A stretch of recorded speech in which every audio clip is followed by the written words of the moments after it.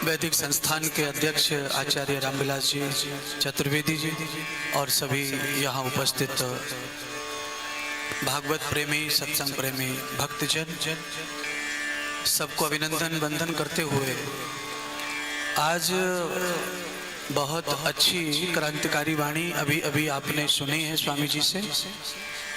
और यहाँ सनातन को कैसे चेतन रखा जाए इस विषय पे चर्चा हो रही है।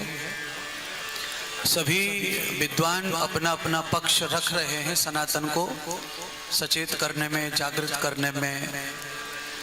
तो उसके बहुत सारे पहलू आपको बताए गए हैं, आपने सबने सुना है। हमारी तरफ से एक छोटा सा सूत्र है और वो सूत्र ये है, तमसो मा ज्योतिर्गमय। हम सबको ही चाहिए कि हम अंधकार से, अज्ञान से, अबोधता से, अविवेकता से बाहर आएं।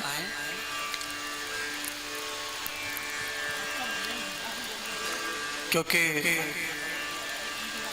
हमारे प्रबुद्ध सभी महात्मा संत आपको यही तो मार्गदर्शन कर रहे हैं, आप में ऊर्जा भर रहे हैं, आपको चेतन कर रहे हैं, जागृत कर रहे हैं सनातन के प्रति।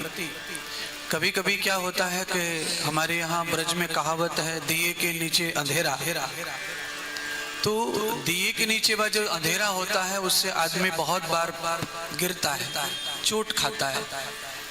अब हम यहाँ देख रहे हैं, हमें तो आप अच्छे से देख पा रहे हैं, हमारे ऊपर तो बहुत बड़े बड़े हेलोजन लग रहे हैं, पर हमको यहाँ से आप लोग अच्छे से नहीं दिख रहे, क्योंकि ये प्रकाश ये हमारी तरफ मुंह करके लगा हुआ है, इसीलिए वो हमें ही प्रकाशित कर रहा है। आपकी तरफ उसका अंग तो है, पर प्रकाश देने वाला हेलोजन का अंग आपकी तरफ कम पड़ रहा है। तो कहने का मेरा तात्पर्य यही है, सनातन की जागृति इसी तरह संभव है जिस तरह हमारे आज आचार्य जी के ये सनातन वैदिक संस्थान में सबको इकट्ठा किया गया है। सबके मत विचार अलग अलग हो सकते हैं, एक दूसरे के प्रति भी भाव कुभाव हो सकता है, पर सबको बुलाने के पीछे उनका साधुओं से कुछ मिल तो रहा ही नहीं है, कुछ न कुछ देना ही पड़ रहा है साधुओं को, जो कोई आ रहा है उसको देना ही पड़ रहा है। तो आचार्य जी सबको विदाई दे रहे हैं, सबको वस्त्र दे रहे हैं। ये सनातन की एक पहचान है, इसको भी बचाए रखने में आज हमारे चतुर्वेदी जी ने एक भूमिका निभाई है। सनातन को इसी तरह चेतन किया जा सकता है, प्रकाशित किया जा सकता है, प्रस्तुत किया जा सकता है। तो ये प्रस्तुति जो है सनातन को आगे ले जाने की ही प्रस्तुति है। सबको बुलाना, सबके साथ में बैठना, सबको सुनना, सबका आभार प्रस्तुत करना, ये मानवता है, वही सनातन है। तो आप सभी मानव के रूप में यहाँ विराजमान हैं। बहुत जोरदार जो है अभी व्याख्यान हुआ स्वामी जी का, उसके आधार पर आप सब लोग जो है निर्णय करेंगे अपनी जिंदगी का। भगवान के अनेक रूप हैं, उन सब का आप आचरण करेंगे। और जब भगवान का और इतिहास का जब हम आचरण करते हैं, उससे ही सनातन आगे की ओर बढ़ता है।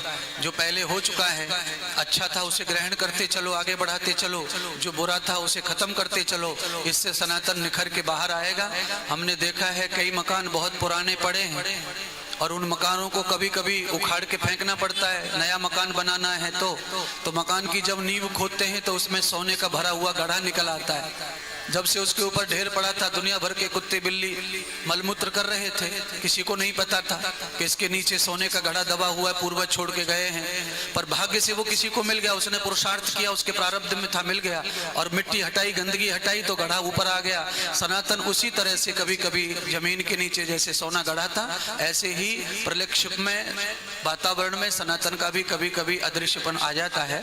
आप चतुर्वेदी जी आज वही जेसीबी चला रहे हैं, संतों को बुला करके फावड़ा, किसी को परात दे रहे हैं, सब मिल करके उसे उठा के फेंकेंगे तो वो सोने का घड़ा जो सनातन है वो हमें यही मिलेगा और यहाँ से अलग और कहीं नहीं मिलेगा। आप सबको मैं बहुत बहुत आभार करूंगा आचार्य जी का कि आप सब मंचों पे जाकर के सनातन को स्थापित करते हैं और सनातन के सबकी व्याख्या अच्छी अच्छी आप सुनाते हैं। संचालन में आप बहुत, वृंदावन में इसी तरह आपका यश बढ़े और हर मंच पर आप हों, इस भावना के साथ में आप सबको बहुत बहुत शुभकामनाएं। जय श्री कृष्ण।